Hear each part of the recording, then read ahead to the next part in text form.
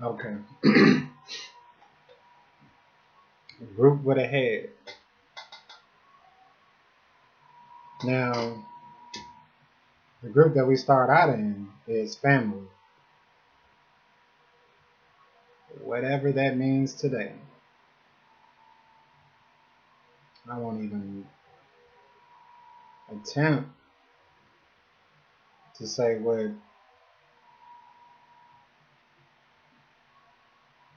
that's supposed to mean, but clearly, the guardians and caretakers of who we were at the time of infancy. We couldn't do anything for ourselves. So that was at least a group that was functioning on the bare minimum if a person survived infancy. And if they can make it to the point where they can watch a video on the internet, then that is an accomplishment.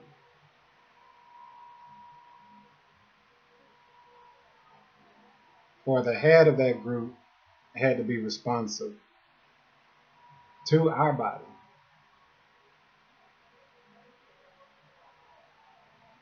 Now, obviously, it's laughable when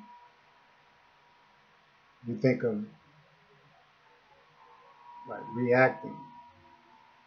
Nobody can react to. I mean, we react to babies, but I guess I'm describing just a very minute point of being responsive and being reactive. Like usually, one is just implies you just carrying out a script. Feed the baby, clothe the baby, shower the baby, or whatever the case may be.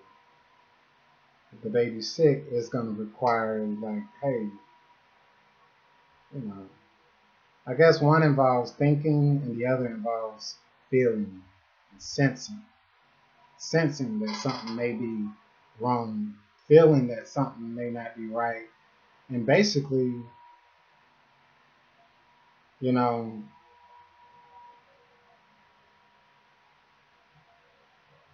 operating based on feelings.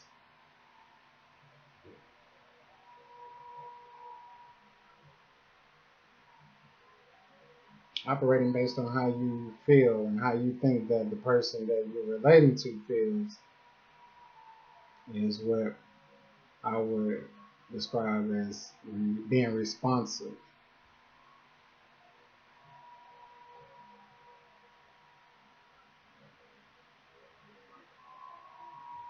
Okay, so the head of this group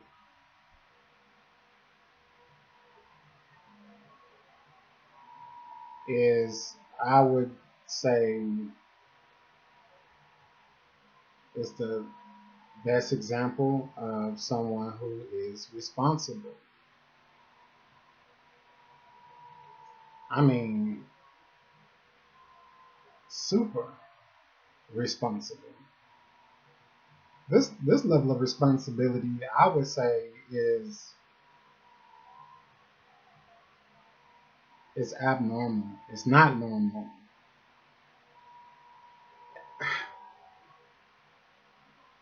So that's what makes it shocking and interesting.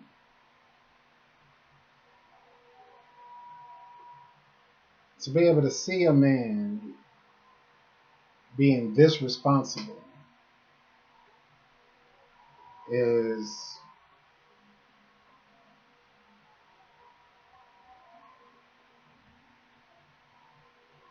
it's a lot of things. If you see it.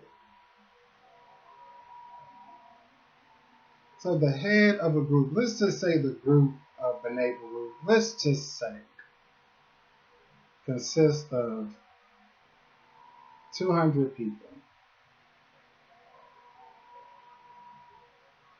And you have the head of this group responding to 200 people.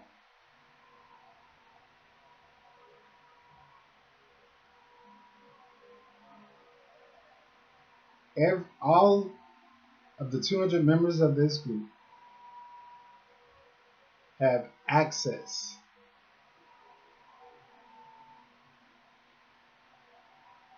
physically, virtually. They can send them emails. They can physically see the man. They can touch him.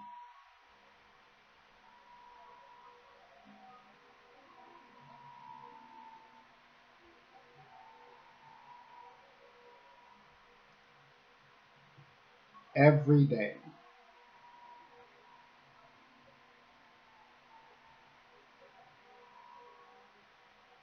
Every day he talks to the group.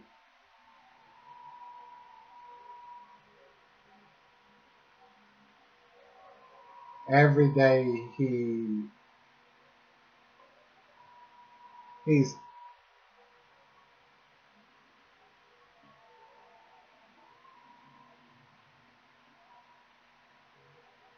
talking to them, and he's also relating.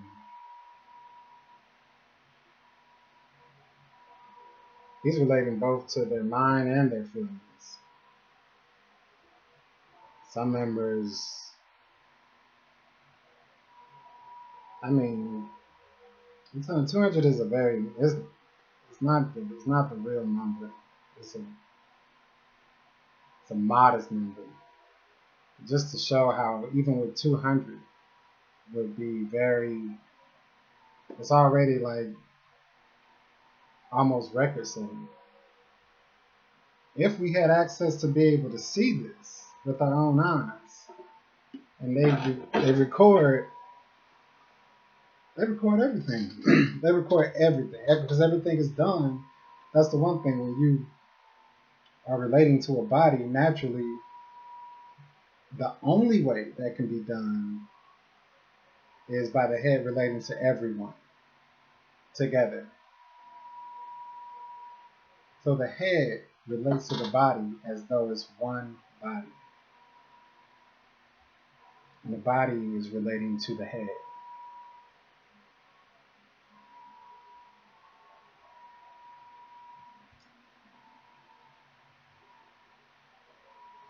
So everything they do is recorded. And they even have it to where people can't be physically present, they can be virtually present. And they can, while virtually, they can talk to the head, ask them a question.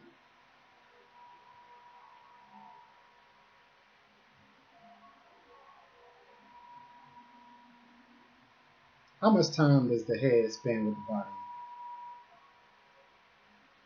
On average. Mind you, every day the head is interacting with the body.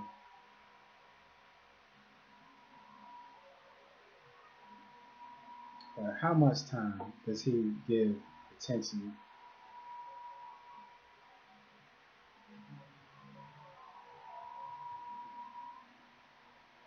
to the body? What? I mean, I would guess at least we know what can be that is evident for all of the world to see is that at least 3 hours a day.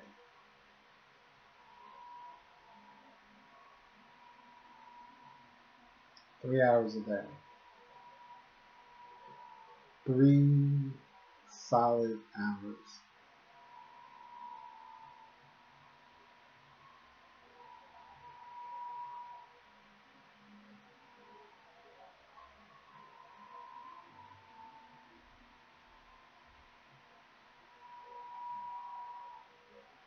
If I was in a family, say I was a child in a family, and the head of the family spent 3 hours every day. Every day.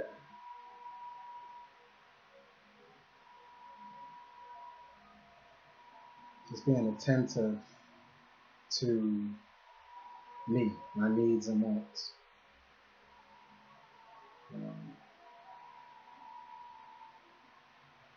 I could talk to the head, ask them all kind of questions. Any question from high to low.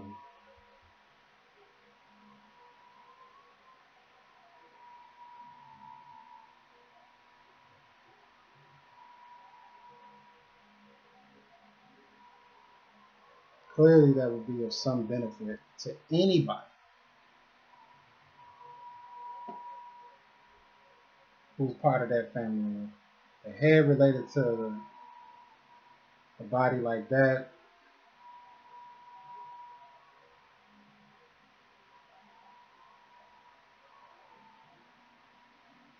Let's say if their treatment was always gentle, it's always calm, it's cool, not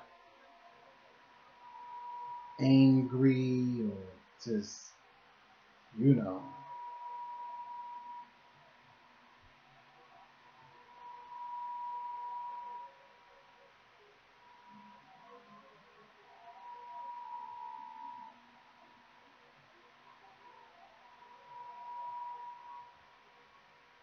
I look at it as one of those things where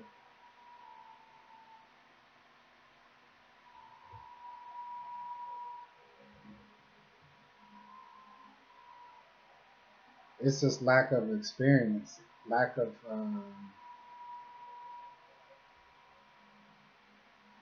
a discernment. If all you know was cold and you just,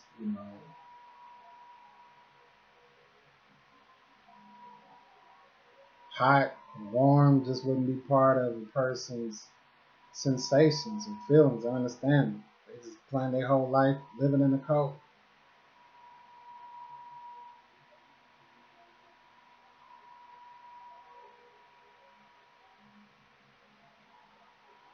Well, that's basically how it feels to be part of a group where the head ain't showing no love to the body. Ain't got no love for the body. Ain't responding to the body or anything. Body could be on fire. And the head don't feel it. It's just like, it's just reacting like, oh, okay, you're supposed to say that, or that's what you plan to say. But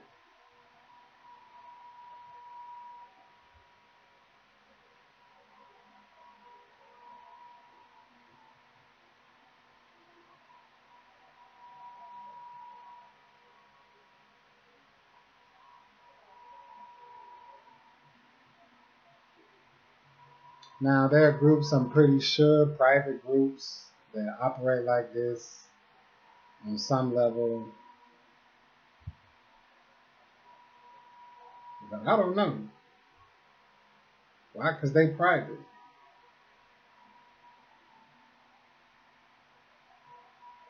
I can either see what's going on or even probably be part of that group. So to me, it's like they don't even exist. So that's why it could easily be lots of claims about a group behaving like this. I mean, nobody would deny, or I don't know. I don't know. It could be for various reasons. But to have a group that's structured this way in any endeavor, I haven't even went into what the group is doing. It's almost irrelevant.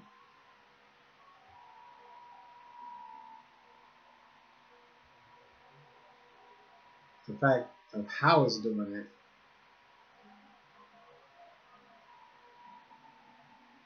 There are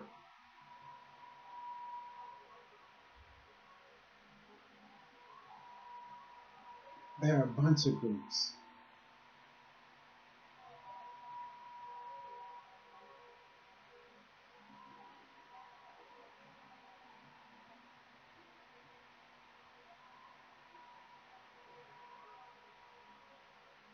It's like shameful. And this group is just shaming.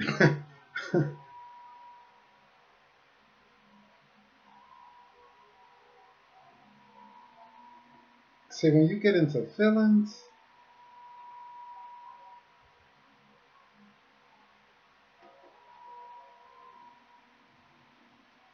you know, the only way you really gonna know how somebody feels is typically that's gonna come through talking. They may struggle expressing it. They may not have the words to say it.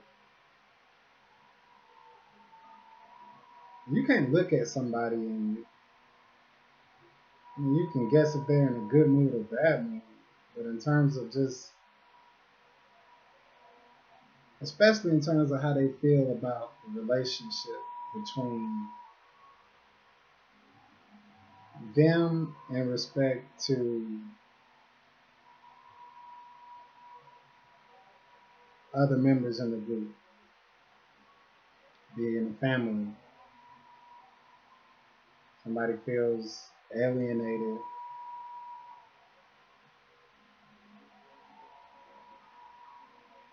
What can the body do? What can a body do?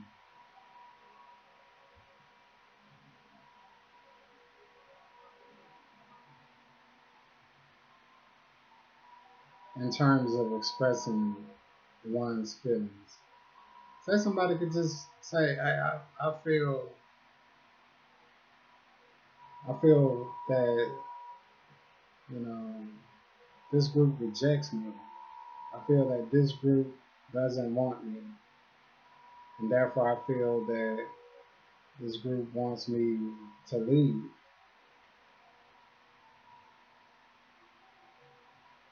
Let's just say if I couldn't talk,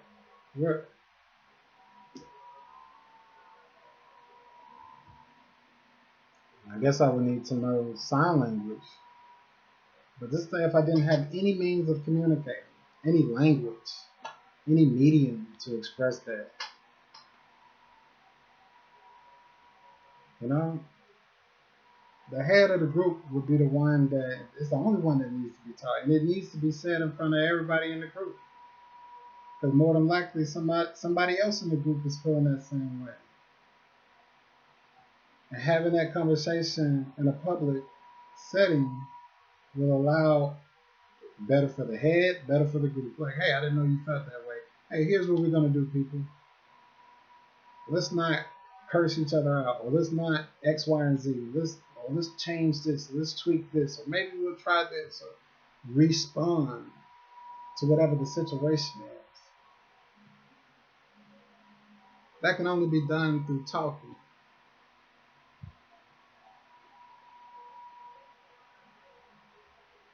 through listening.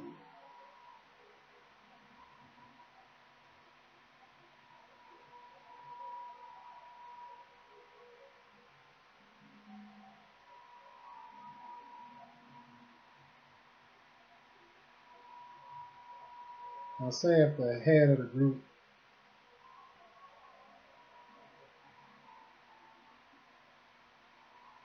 is, you know,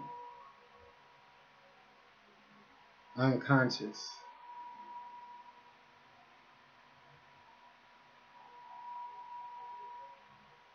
Do they have the ability to respond to the group? If they daydreaming, sleepwalking,